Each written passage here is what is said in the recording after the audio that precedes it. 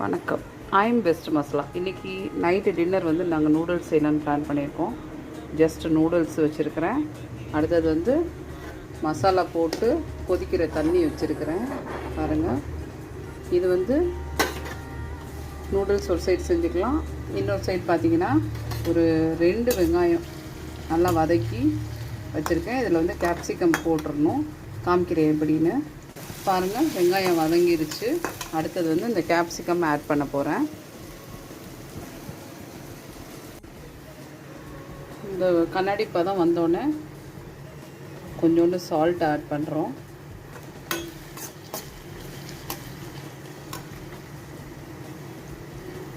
இப்போ இதில் வந்து பெப்பர் ஆட் பண்ணும். இந்த ஸ்டேஜில் இது பெஸ்ட் மசாலாவோட பெப்பர் பவுடர்.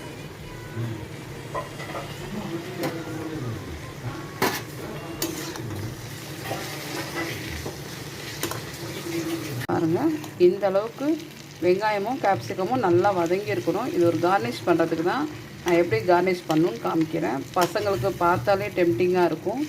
என்றைக்கோ ஒரு நாள் சாப்பிட்ற நூடுல்ஸு, ஸோ கொஞ்சம் டெம்டிங்காக அவங்களுக்கு செஞ்சு கொடுக்கலாம். ஒரு சைவ நாளில் முட்டை இல்லாமல் ஜஸ்ட்டு கேப்சிகமும் வெங்காயத்தையும் போட்டு செய்கிறதுக்கு.